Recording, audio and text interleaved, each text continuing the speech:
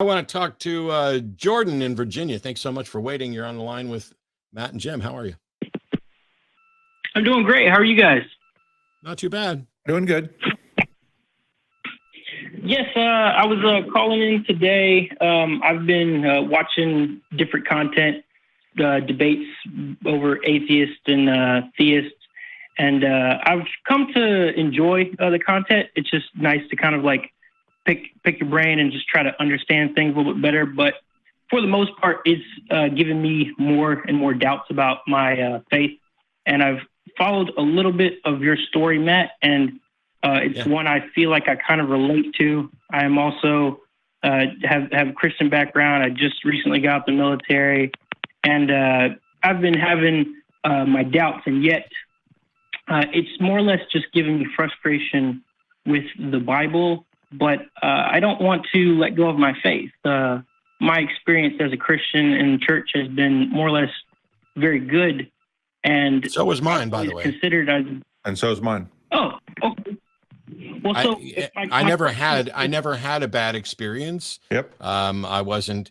I didn't have run-ins with church people. I was but what eventually became more important to me, whether or not it was true, than whether or not I'd had a bad experience. But also, I can point to lots of people who did have bad experiences. But there are good and decent people within different religions and outside of it. There are plenty of churches that generally do good things, but that has nothing to do with whether or not the doctrine at the foundation of it is true. It just, one thing doesn't necessarily have anything to do with the other. Sure, absolutely. I get what you're saying. Well, so what I was curious about is that as I'm getting older, one of the most important things for me, I'd love to be, a dad, father, and from my experience and the examples I've had in my life, it would seem to me that it would be a good idea to raise children and to marry someone and have my foundation, as Christianity in the Bible. And I'm curious from your transition and you've become an atheist. I'm wondering why you feel that, when one of the prime examples that I'll go to immediately is, we know from scientific study and psychologists that physically beating children is a bad thing. And yet the Bible completely advocates for it. Spare the rod, spoil the child. If Christianity involves raising kids with corporal punishment, and we know from science that that's bad, clearly that's a problem. How do you resolve that?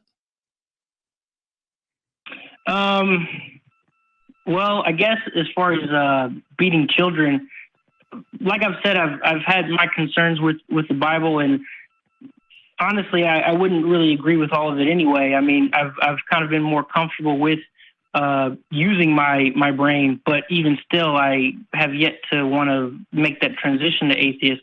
But I don't know. I don't know anything about the science. All I could say in terms of disciplining children physically, it worked on me, and I would. Wait, whoa! What do you mean? No, it didn't. You now think it's okay to beat kids. Yeah. You didn't come out okay. You think it's okay to beat kids. That's not okay. You didn't come out okay. And setting aside what you do or don't know about the science, what is it that you think is essential about Christianity that someone can't raise kids and be a good parent if they're not a Christian?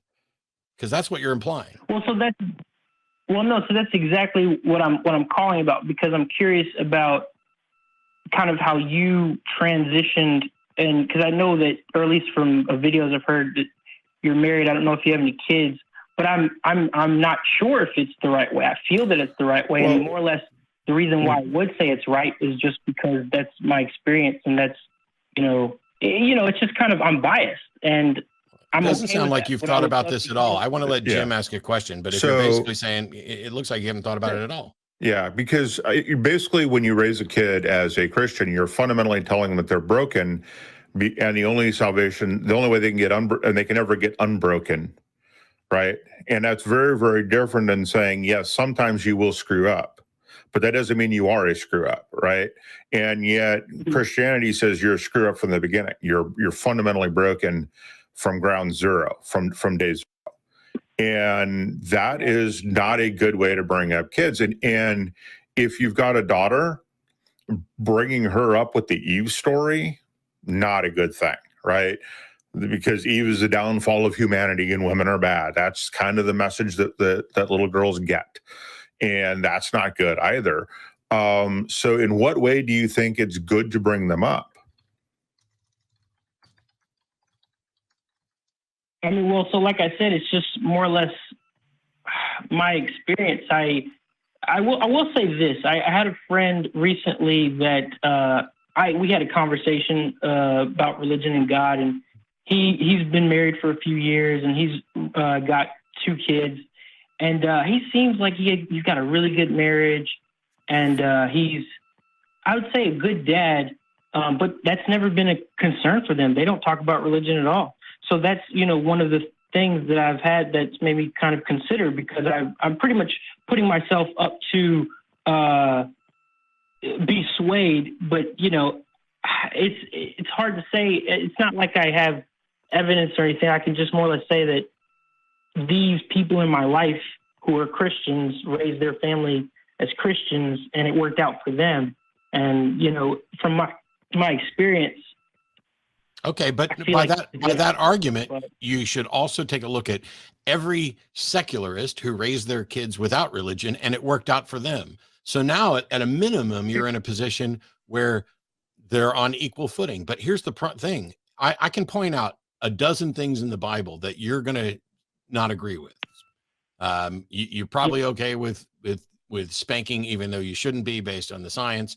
But it's the punishment in there is if a kid mocks his father and mother, the punishment is death. There's nothing about this that is necessary. But if you say what you did a minute ago, which is that you're not going to believe everything in the Bible, then I have a very important question for you. What criteria do you use to determine which parts of the Bible you can ignore without pissing off God?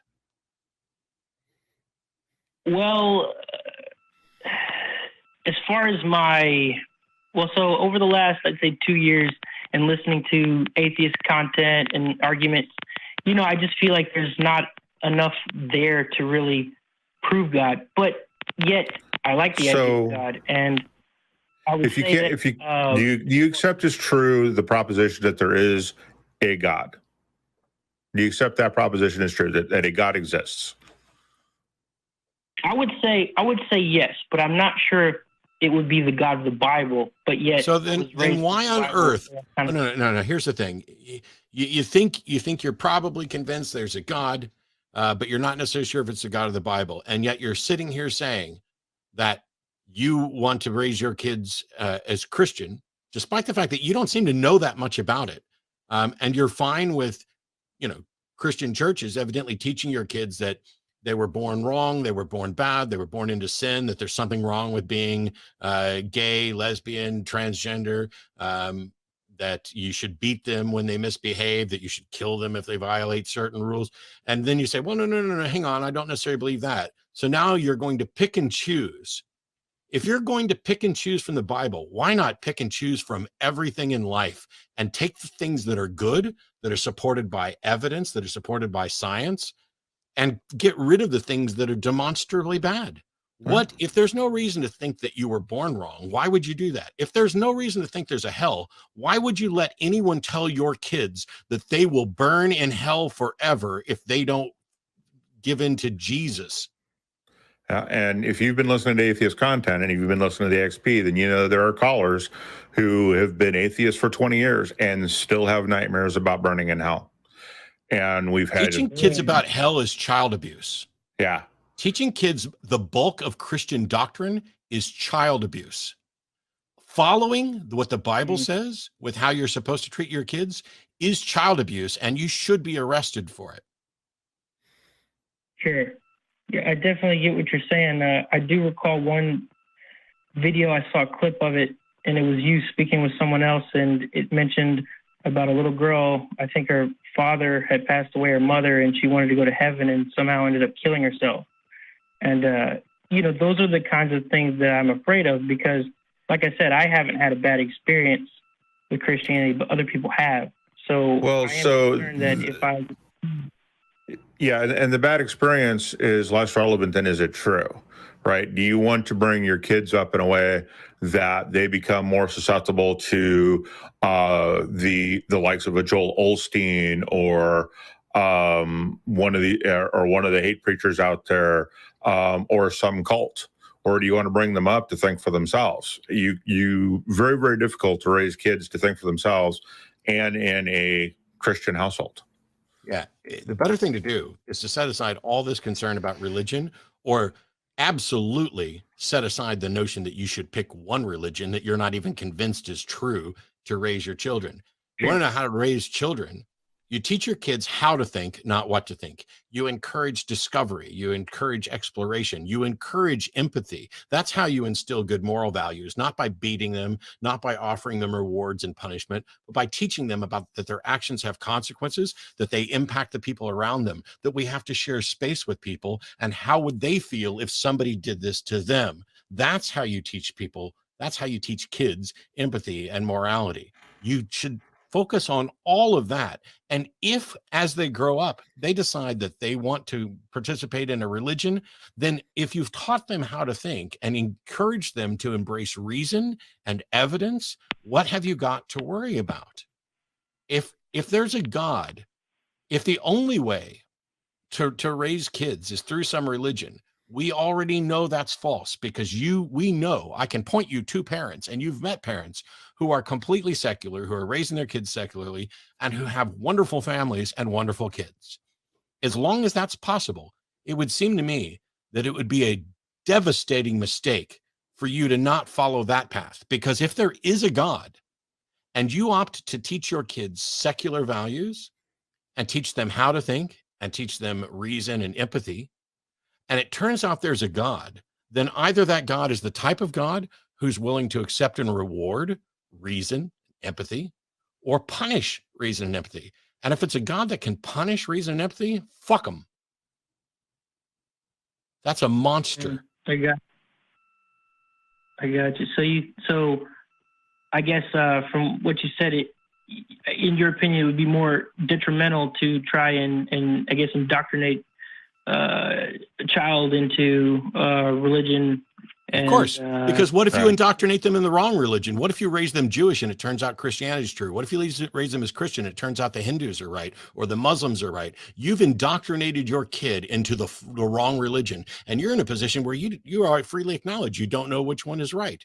How could anyone say, you know what, I think I'm going to indoctrinate my kid into this religion that I'm not convinced is true, and then, oh, well, now that they're convinced because mommy and daddy are supposed to be trustworthy and, they led them to that. What are you even thinking?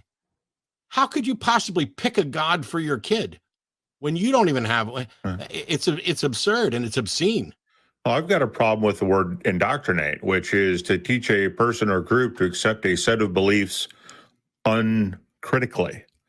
Why in the world would you want your kids or yourself to believe anything uncritically? Doesn't that just sound like a recipe for being hoodwinked at every turn and being easily led astray? Well, I wonder, could you do both? Could you teach them about the Bible, teach them of Jesus, but not necessarily encourage them to still ask the hard questions, ask the questions. Are you going to teach them? Are you going to teach them about the Bible? Are you going to teach them about the Bible and the Quran and the Bhagavad Gita and every holy book on the planet? Are you going to do that? Well, no, you're not. So let's not pretend they are. I'm in favor of comparative religions courses where you learn the basics of it. But you don't know enough about any of this, and you're definitely not going to be teaching them every world religion. Right. Much better. You haven't even bothered to teach yourself the world religions. You haven't even bothered to teach yourself the one that you're most closely tied to. I gotta go. I gotta move on, Jordan, because we got announcements to do. I just think about it and call us back. Just, rather than trying to continue the discussion, think about that, listen to it again, and feel free to call us back with more questions. But I got to move on.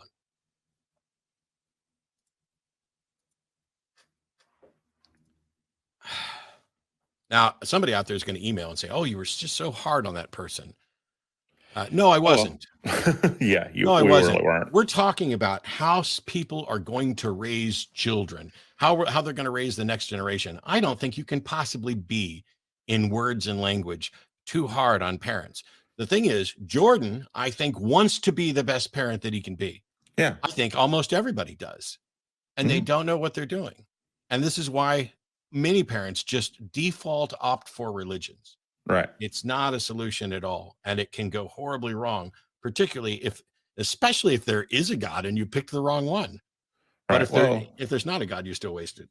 Yeah, just telling somebody they're fundamentally flawed and there's nothing they can do about it is not good for anybody's psyche. Yeah. And very, very different from, sometimes you will screw up. I mean, those are two very, very different things. You can teach kids how to, correct their actions and to recognize when they've screwed up and to fix what they did and go through all that. But when you're fundamentally broken in some way, which is the concept of original sin, there's no fixing that, right? Except the cure that is being offered once they've convinced you you're sick. Yep. So none of that's good.